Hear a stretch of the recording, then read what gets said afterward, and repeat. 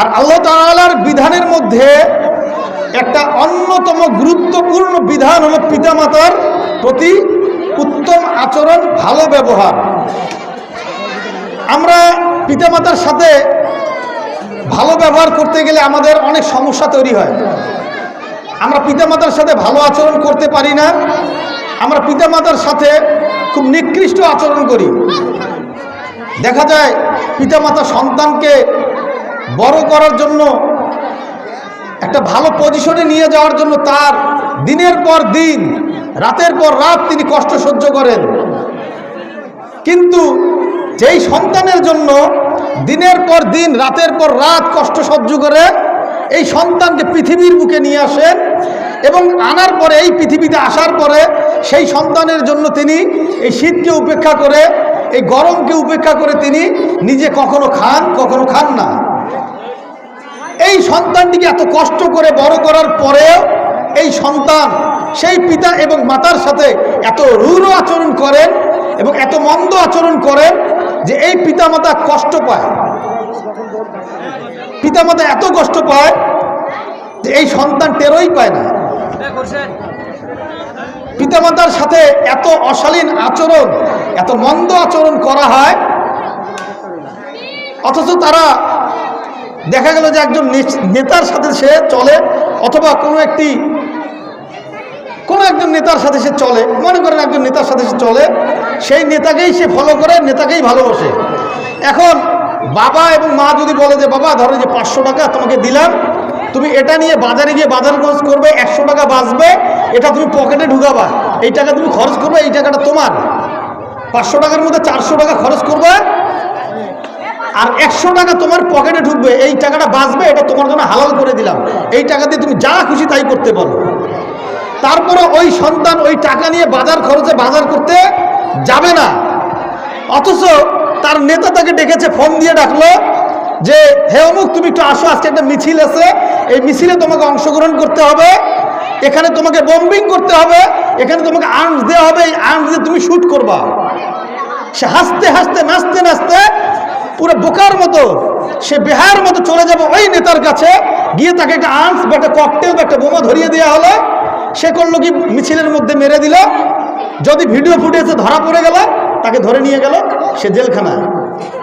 এই সন্তানকে আবার ছাড়িয়ে আনার জন্য ওই পিতামাতা আবার কষ্ট করেন, জমি গাড়ি বাড়ি বিক্রি করে হলো সেই সন্তানকে জেল থেকে ছাড়িয়ে আনেন। কে আনেন? এই পিতামাতাই আনেন। অথচ আপনার নেতা আপনাকে বোম হাতে, ককটেল হাতে ধরিয়ে দিল, পিস্তল ধরিয়ে দিল, সেই নেতার কোনো খোঁজ থাকবে না যখন আপনি জেলখানায় যাবেন। এটা হলো যদি আপনি বেঁচে যান তাহলে এই অবস্থা। আর যদি আপনি মারা যান, বম্বিং করতে গিয়ে মারা যান, অথবা মিছিল করতে গিয়ে আরেক পক্ষের হাতে যদি আপনি বম্বিং হয়ে মারা যান, বোম ব্লাস্ট হয়ে মারা যান, তাহলে আপনার জন্য ওই নেতা কাঁদবে না, ওই নেতা কখনোই কাঁদবে না। কাঁদবে আপনার মা, আপনার বোন, আপনার বাবা, আপনার ভাই, আপনার আত্মীয় স্বজন। তাহলে পিতামাতাকে ভালোবাসা দরকার আছে না? আপনার মা আপনাকে কষ্ট করে 10 মাস 10 দিন পেটে ধরে আপনাকে এই পৃথিবীর বুকে নিয়ে আসছে। আল্লাহ তাআলা তাকে অসংখ্য নারীর ছেদন, এই যে আমরা নার্ভ বলি না, রক্ত প্রবাহিত হয় যে ভেনগুলো দিয়ে, অসংখ্য ভেনের ছেদন করে, নাভির ছেদন করে আপনাকে আমাকে এই পৃথিবীতে আল্লাহ তাআলা এনেছেন। অথচ সেই পিতা এবং মাতার সাথে আমরা খুব মন্দ আচরণ করি, এতটা খারাপ আচরণ করি যে তাদের সাথে আমরা, তারা যে কষ্ট পায় এটা আমরা চিন্তা করি না। অথচ আল্লাহ তাআলা বলছেন ফালা তাকুল্লাহুম উফিউ, তোমরা পিতামাতার সাথে উফ শব্দটাও করিও না, তোমরা পিতামাতার সাথে উফ শব্দটাও করিও না। ওয়ালা তানহারহুমা, তাদের সাথে মন্দ আচরণ করো না, তাদের সাথে ধমক দিয়ে কথা বলো না, তাদের সাথে রূঢ় আচরণ করো না। আর আমরা কি করি?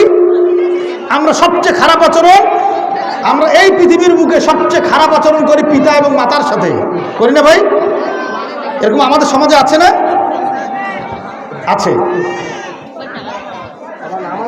তো এই যে আপনার কাছে যদি এই পৃথিবীতে জমিনের উপরে আসমানের নিচে সবচাইতে নিকৃষ্ট ব্যক্তি, সবচাইতে মন্দ ব্যক্তি, সবচাইতে খারাপ ব্যক্তি, সবচাইতে অপরাধী, সবচাইতে জঘন্য ব্যক্তি যদি আপনার পিতা অথবা মাতাও হয়, এই জমিনের উপরে আসমানের নিচে সবচেয়ে নিকৃষ্ট ব্যক্তি যদি আপনার কাছে আপনার পিতা এবং মাতাও হয়, আপনি তারপরেও তাদের সাথে মন্দ আচরণ করতে পারবেন না।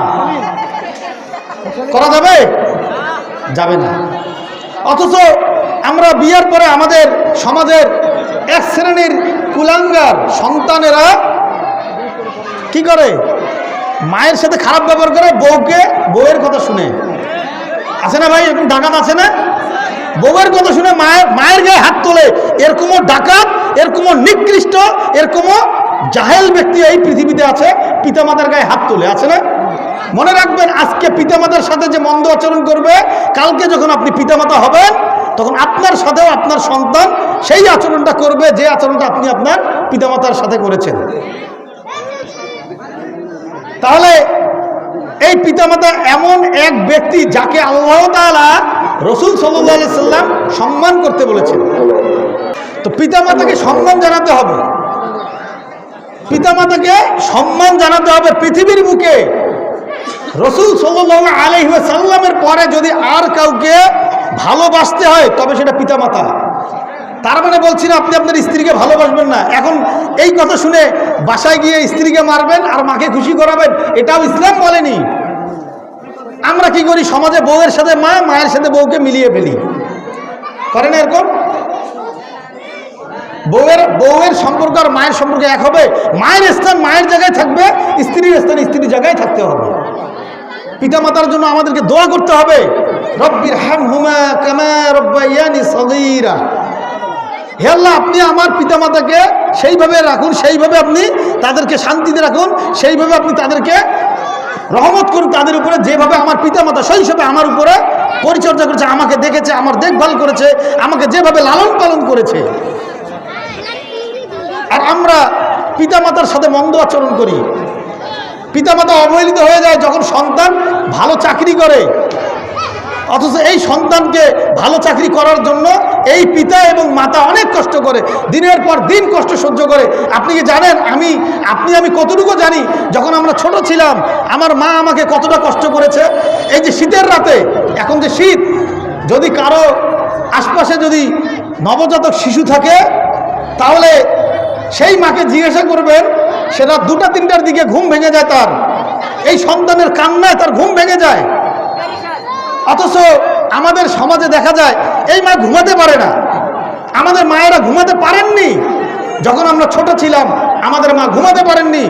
আমাদের মা যখন একটু বড় হলাম, ভাত খাওয়া শিখলাম, তিনি ভাতের মধ্যে যে তরকারি, গোস্ত, মাছ দেওয়া হয় সেটা তিনি না খেয়ে আমাদেরকে খাইয়েছেন। সেই মায়ের সাথে আমরা বড় হয়ে খারাপ আচরণ করি না ভাই?